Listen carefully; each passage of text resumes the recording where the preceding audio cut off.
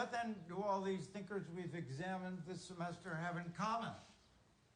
If we truly explore to find a common thread.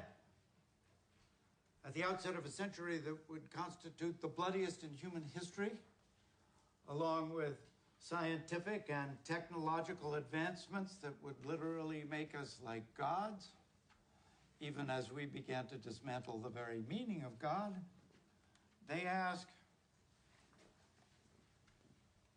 what is a life? Does to live any longer have a how? Does it any longer have a why?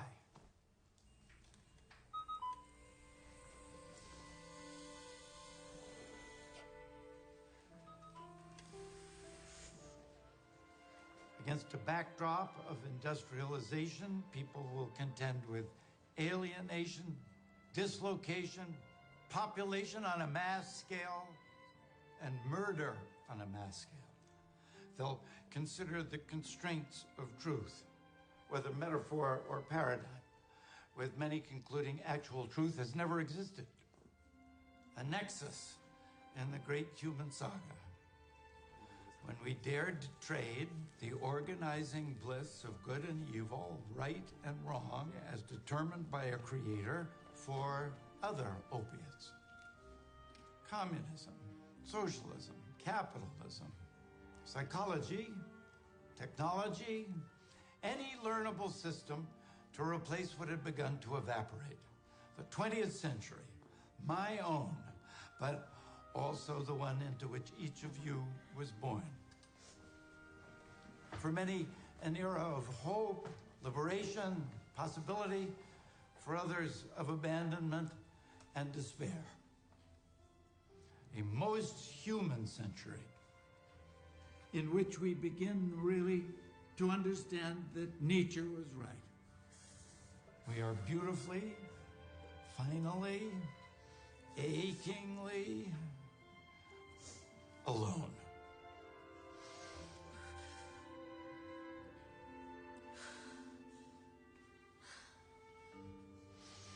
In this void, philosophy at its worst becomes self-reflective, linguistic, semantic, relativism having rendered any discussion of right and wrong, good and evil, to be the quaint concerns of another age. At its most provocative, it asks other questions, those concerned with locating our stranded selves when meaning seems to have died. I was expecting you to call. So you gonna sign me out of what? Nothing less, in short, than why do we live at all? Call him. Go there. And what makes us who we are? They ask, what now? And we're still asking it.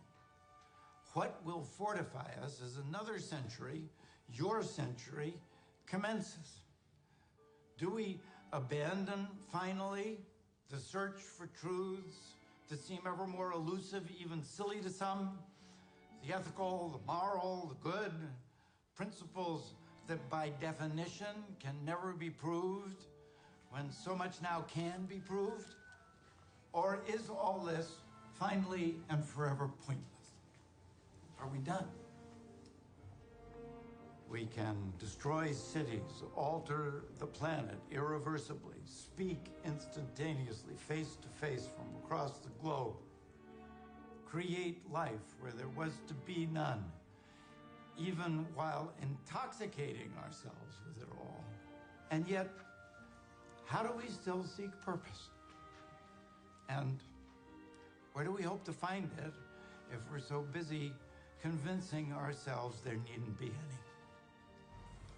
And so we wander, eyes closed to the dark, while technology, science, medicine, and godlessness blaze illusions around us, with less to guide us now than ever, seemingly omnipotent, but more human, and just as afraid. These quandaries do not end with this course a week from today. They begin. And I certainly haven't taught these writers for 30 years just so you can drop references to existential thinkers and their antecedents at dinner parties. The crowd is untruth.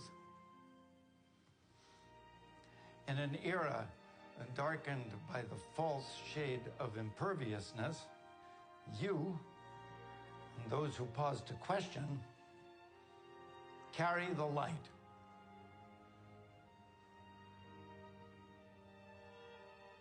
It's been a wonderful 34 years. Let's not be strangers, either to one another or, more importantly, to everything we've learned from one another. May your best years be yet to come. And so for us all.